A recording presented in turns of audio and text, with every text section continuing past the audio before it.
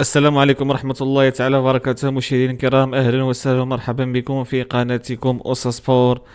قبل الخوض في هذه المشاهد ولا في هذه الصورة اللي كنشوفوا أمامنا مشاهدينا الكرام، حنا كنعرفوا جميعا على أن جل المدن المغربية وقعت فيه كان هناك تساقطات مطرية مهمة ولله الحمد، ولكن بعض المدن تأثرت نتيجة هذه التساقطات وأثرت عليها بالفيضانات.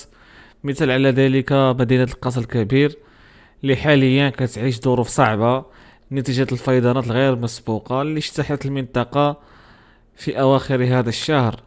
طبعا الحالة هي حالة صعيبة بزاف، واستدعت تدخل جل القوات سواء الجيش سواء الدرك. جميع المكونات ديال الدولة كانت حاضرة معنا. لابد في هذا الفيديو هذا أن نسأل الله الشفاء العاجل لكل المرضى الذين تم إجلاؤهم، والسلامة لجميع سكان القصر الكبير وجل المناطق المتضررة سواء كانت في القصر الكبير والمناطق المجاورة لها، وكذلك في جل المناطق اللي وقع فيها الفيضانات. إذا مجددا نسأل الله الشفاء العاجل لكل المرضى. مشاهدينا الكرام، فيديو ديالنا اليوم غادي نهضروا على الجيش الملكي وكيفاش على انه استطاع انه بالفوز ديالو على شبيبة القبائل استطاع انه يشعل المجموعة ويعيد الامل.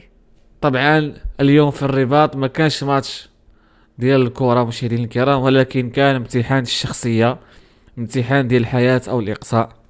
نادي الجيش الملكي طبعا المغربي وعلى الميدان ديالو بين الجماهير ديالو حقق الفوز الثمين بزاف على شبيبة القبائل الجزائرية بهدف دون رد في إطار الجولة الرابعة من دور المجموعات من دوري أبطال إفريقيا. 3 نقاط رجعت الأمل وقلبت لحسابات المجموعة ب.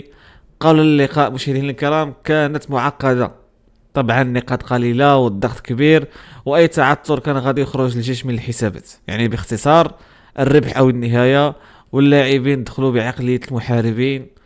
طبعا هذه عقلية ملي كنكونوا دائما يا سواء أن الربح أو النهاية كندخلوا بهذه العقلية، عقلية المحاربين من أول دقيقة.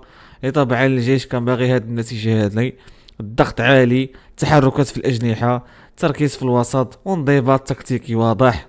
طبعا شبيبة القبائل حاولت تلعب على المرتدات، ولكن الدفاع العسكري كان حاضر وما عطاهاش بزاف المساحة. الفرص بدات كتخلق، الجمهور كيزيد يشجع والتوتر الى اخر اللحظات كيطلعوا مشاهدينا الكرام، حتى جاءت اللحظة المنتظرة، الهدف. طبعا الهدف المغربي، المدرجات تهتز، كيفرحوا اللاعبين، ولكن بعقلية واحدة وأن الماتش مازال ما سلاش حتى يصفر الحكم. طبعا المشاهدين الكرام، بعد الهدف الجيش ما تراجعش، بقى متوازن، الضغط وكيهدأ اللاعب ملي كتكون كرة عنده. طبعا الدفاع هو دفاع المنظم، حارس المرمى طبعا عمل تدخلات رائعة في اللقطات مهمة، وطبعا الوسط الذي يديره الدينامو حريمات دار مجهود بدني كبير.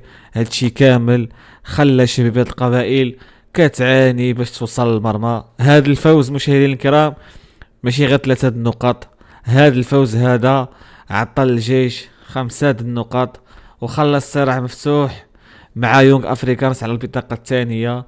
الاهلي طبعا الاهلي المصري تقريبا ضامن الصدارة، ولكن المركز الثاني ما زال معلقا حتى اخر جولة. طبعا اللي ميز الجيش اليوم هو الروح الجماعية، ما كاش لعب فردي، ما كاش تسرع، كل لاعب كان عارف الدور ديالو. هجوم كيضغط، الوسط كيربط، والدفاع كيسد المنافذ باش ميخلي شي فريق ذي شبيبة القبائل يوصل للمرمى. هكذا هي الطريقة باش تربحوا الماتشات مشاهدين الكرام، خصوصا في افريقيا. كتربح الماتش بهذه الطريقة هذه، كتربح الماتش ان الهجوم كيكون دائما يضغط، والوسط كيكون كيربط بين الاجنحة وبين الوسط والدفاع، عفوا بين الهجومي والدفاع، والدفاع كيقوم كيسد المنافذ ديالو باش ميخليش الفريق الخصم انه يهجم عليه ويوصل للمرمى ويسجل الهدف. دابا السؤال كبير مشاهدينا الكرام، واش الجيش قادر يكمل المشوار؟ الجواب اللي غنشوفو كاملين، كل شيء دابا في يد الجيش. ماتش الاخير 90 دقيقة وحلم التأهل ممكن يتحقق، ولكن خاص التركيز، حيث اي خطأ غادي يكون الثمن ديالو غالي بزاف. الجولة الأخيرة مشاهدينا الكرام غادي تكون نارية ونارية ونارية جدا، كلشي غادي يلعب على آخر النفس، وكل نقطة غادي تكون مصيرية. الجيش خصو يدخل بنفس العقلية، بنفس الانضباط، وبنفس الروح القتالية اللي دار اليوم في المقابلة. طبعا الجماهير المغربية اليوم فرحات، ولكن يوم المقابلة الأخيرة خصو يبقى بنفس الدعم ديالو حتى آخر دقيقة، حيث الطريق مازال طويلة مشاهدينا الكرام. ولكن الأمل بهذا الفوز هذا رجع. الخلاصة اللي بغيت نقول مشاهدينا الكرام أن الجيش الملكي دار الواجب وربح شبيبة القبائل، رجع الأمل وشعل مجموعة الموت. دابا الكرة في الملعب ديال الجيش الملكي، إما التأهل التاريخي أو خروج مؤلم، والأيام اللي جاية غادي تقول كل شيء. قولوا لي في التعليقات مشاهدينا الكرام، واش كتشوفوا الجيش غادي يتأهل ولا الصراع غادي يبقى حتى آخر ثانية؟ لا تنسونا من الاشتراك، لا تنسونا من الدعم لكي يصلكم جديد. كان معكم أوسا سبور، السلام عليكم.